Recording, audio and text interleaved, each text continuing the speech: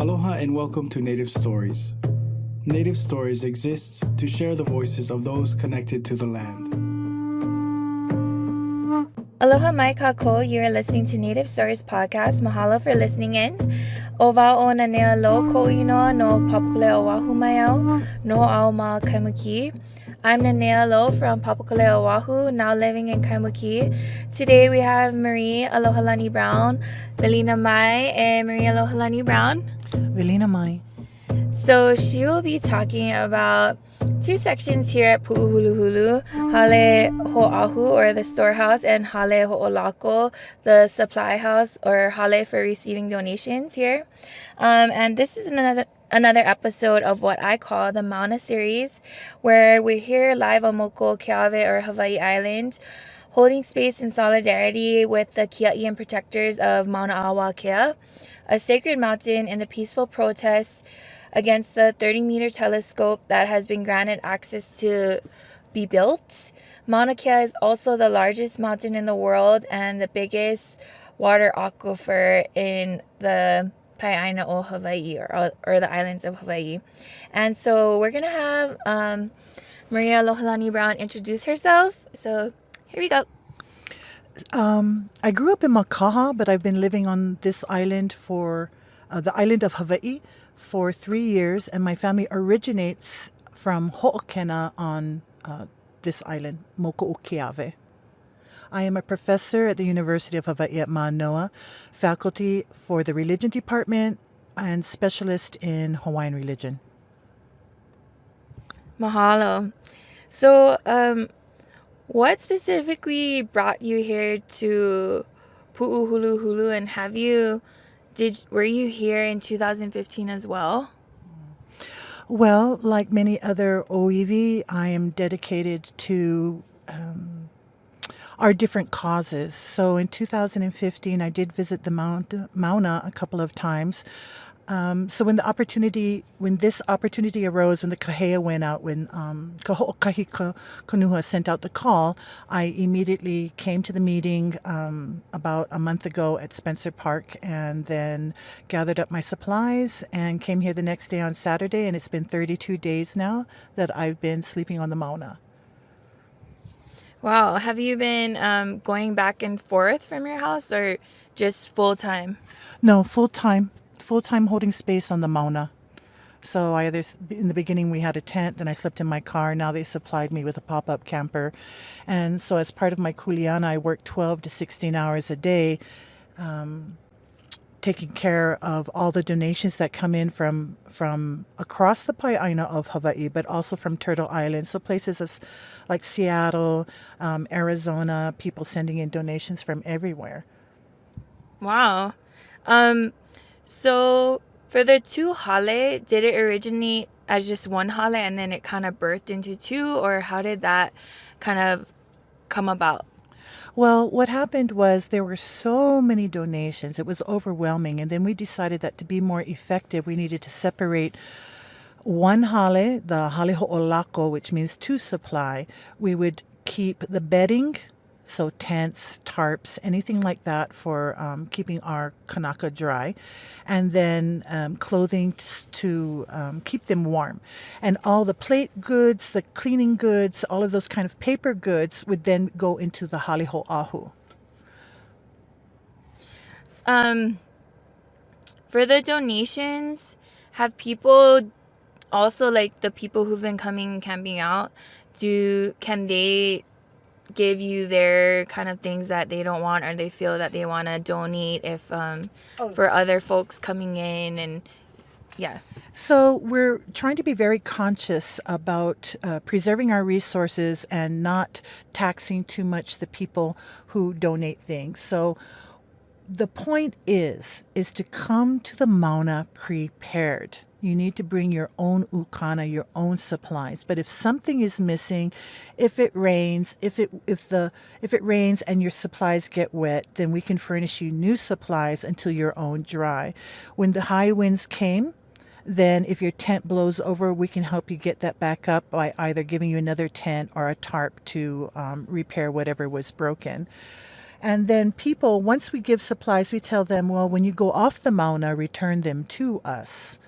We really want to preserve and honor the commitment and sacrifices that people make when they donate their own belongings or go and buy others.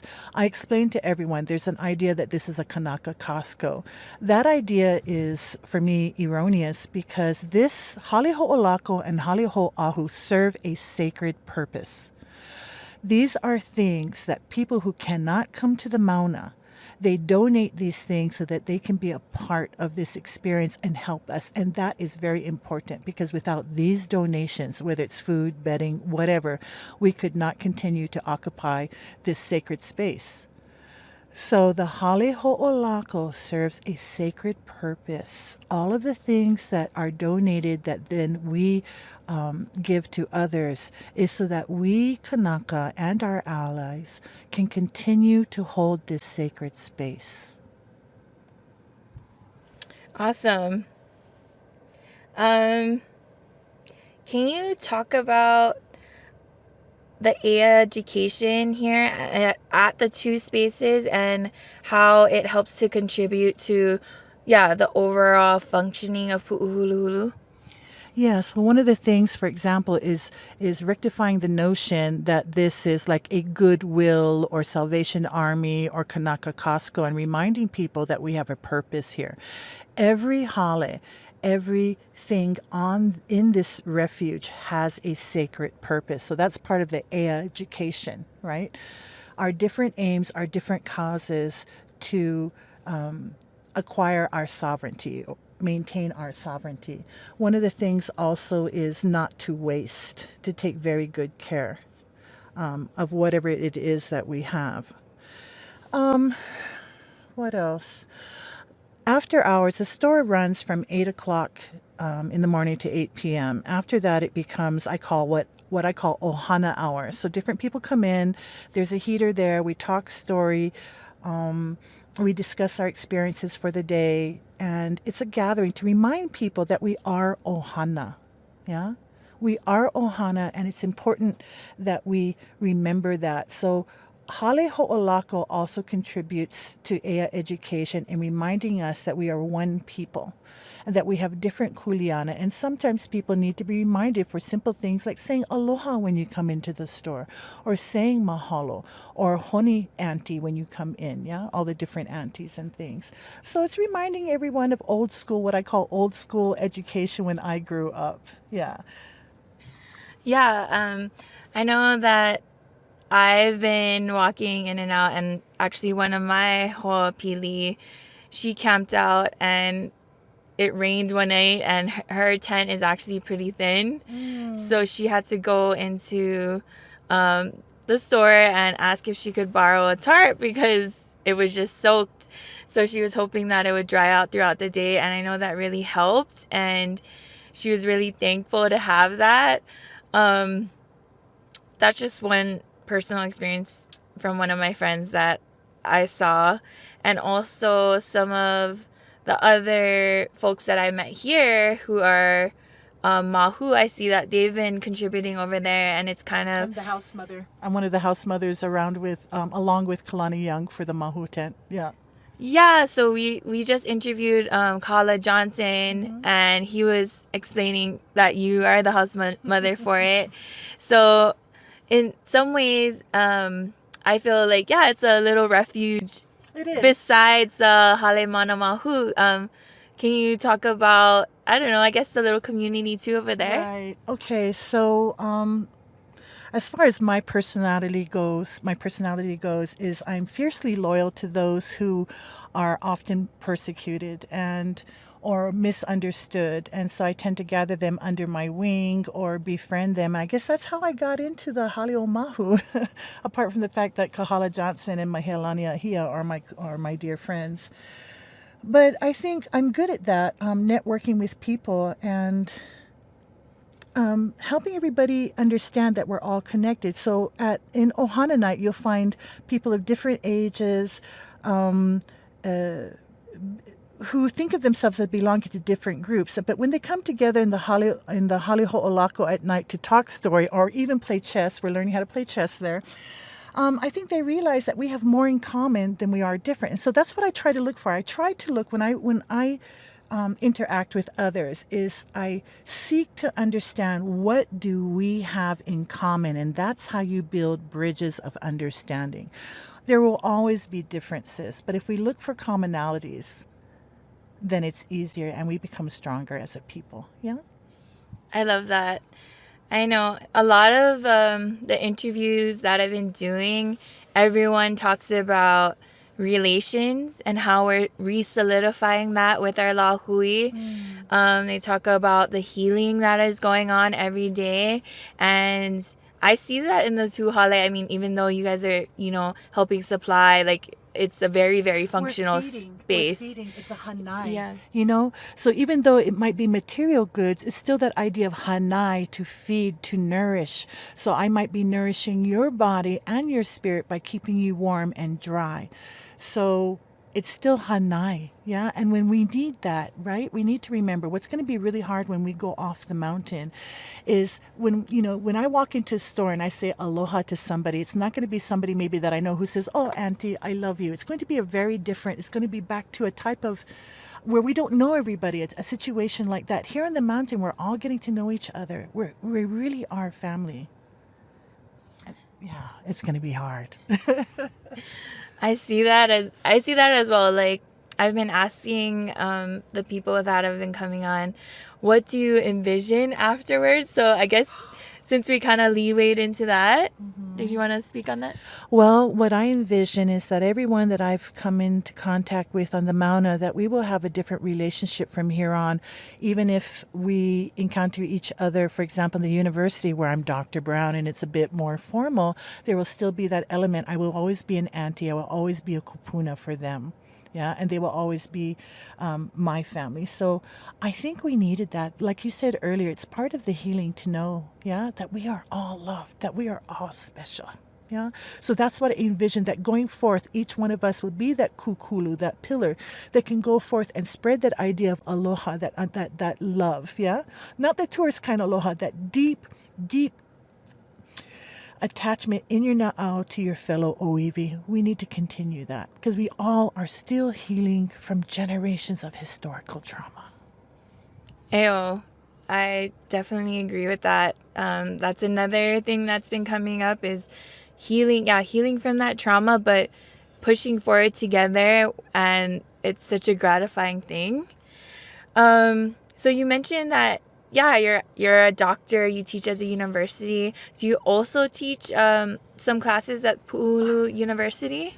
Yes, I do, and I enjoy it because really it is an indigenous place of learning. That our approach to interacting with each other in this university is what the University of Hawaii at Manoa should be like.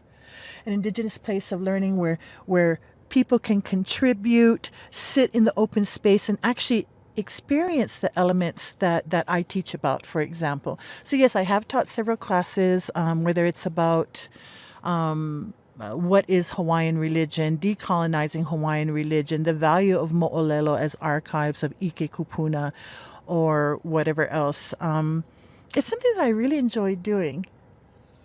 Yeah, I mean, I've been kind of busy over here, but I have seen you teach some classes. What does an average class at Puʻuhuluhulu University look like for you? Like, how much people come? Does it vary day by day or that kind of thing? There will be at least 10 people, sometimes maybe even 15 or 20.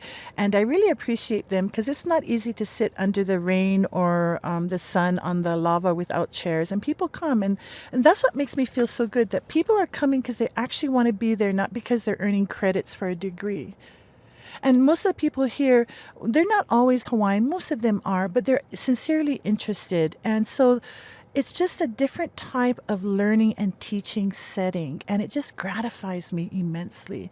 One of the things that I find hardest about teaching about ho'omana Hawaii or Hawaiian religion is doing it within 4 cement walls. When I'm talking about the elements, which are our kua, our deities, we're cut off from them. It's a more natural setting to teach what I teach. Yeah. I agree.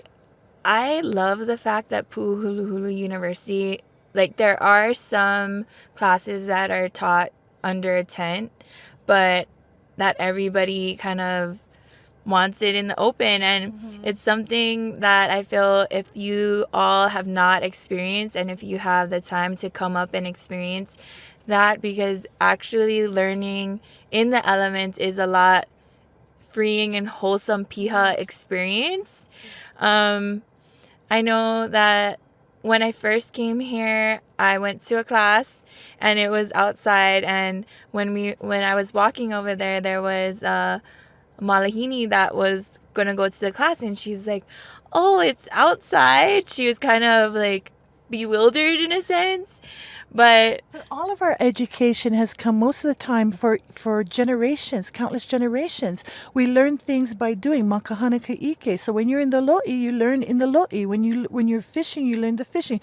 When you're carving a ki'i or a pahu or whatever, you might have a hale, but it's open. We have always lived in close association with our environment. Yeah? Yeah. So I love that it's breaking barriers for even, like, people who have been constricted to thinking in a box, literally, and learning in a box, and kind of breaking down those constraints and being like, yeah, hey, we're going to learn actual textbook stuff in the open because this is what we have, and we've been doing this this whole time. For too long, our connection, our intimate connection with our environment, with the land, has been interrupted by Western ways of being and knowing that we're imposed upon us, including these thick walls, right? So that's what's so exciting about Puʻuhuluhulu, is that we are coming back and living in one with our environment and getting to know the elements and the changes of the seasons. That's what's so exciting. And what is more ea than that? Yes. I love that we're talking about this, because in the other interviews, I guess we didn't really talk about how that's instrumental in the ea education and in learning. Well, all of our ways, all of the Oiwi ways and of knowing and being come from living one with the environment. Think about it. Our cultural practices, our religion, our intellectual practices, it all arises out of the aina. So what happens when we're cut off from it? We're cut off from our makua, yeah? Yes, definitely.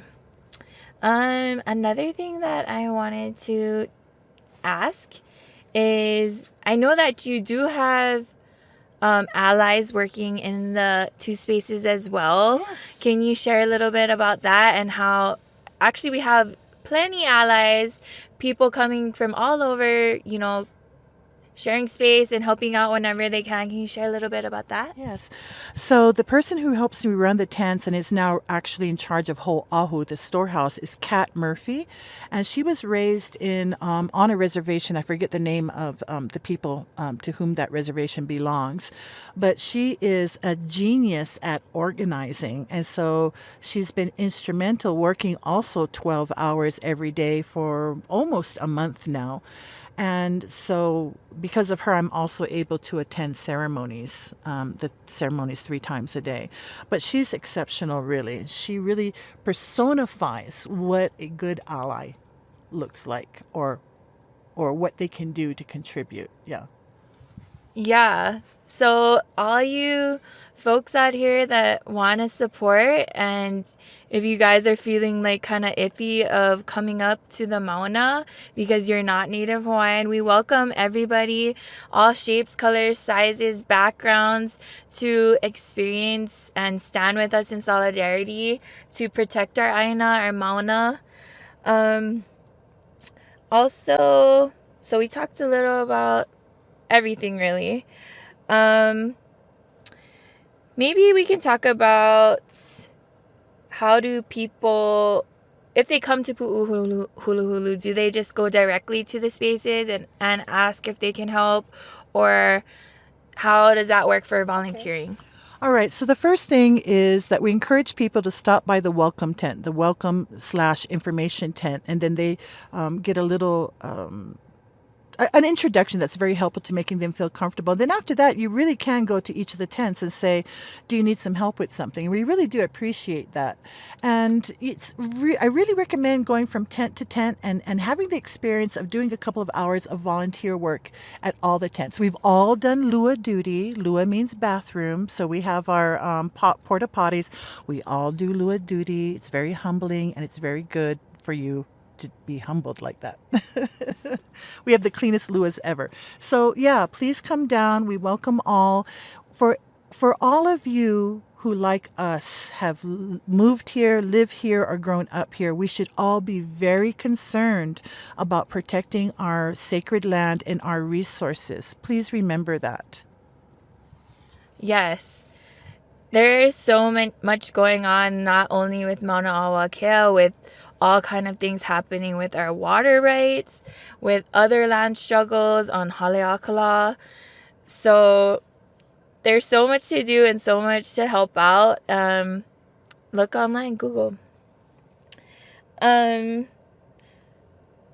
yeah, if they do want to come in contact or if they want to donate, what do you recommend? Do you recommend an online resource or where they can specifically go to donate any kind of goods? Okay. So if, for example, you are knitting scarves or beanies, then I recommend sending them to Keaukaha General Store, bedding and things like that. Just go ahead and send them to Keaukaha General Store on Mokuokeawe, Big Island, and they send them up to us. Other than that, I highly recommend that whatever monies you are going to spend on material goods, that you donate them directly to Kahea. It's really a lot more effective. You know, some days we might have enough bedding, and then after 2 days there's not enough bedding, and then we have to make another call. When folks can donate monies, even if it's $1, $5, it doesn't have to be a lot, then we can go and buy those things when we need them. We only have a limited space. So when I get 100 blankets, I don't have a place to put them. So sometimes it's either feast or famine. Yeah, but really, all of you, thank you so much for your prayers, your donations, and everything else, because it wouldn't be possible without you. This truly is a kako thing. Mahalo. Mahalo. Also, if you want to follow what's going on here at Puʻuhuluhulu, you can follow on Instagram at Puʻuhuluhulu. They have a Facebook as well, and you can contact them and they will direct you to whatever resources that you need. There's also puʻuhuluhulu.com that you can go on to donate monetary income to Kahea and to a few other folks that are involved with this space. So mahalo nui for coming on this podcast with me. Follow us, everyone, on Instagram and on Facebook, Our Native Stories. We have our app out, Native Stories, and you can follow us on podcasts, Native Stories. We look forward to hearing for you listening in, and we'll see y'all next time. Ohiho.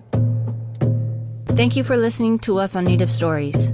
If you have a story you would like us to tell, or want to sponsor future podcasts, location story, or walking tour, please email us at info@nativestories.org.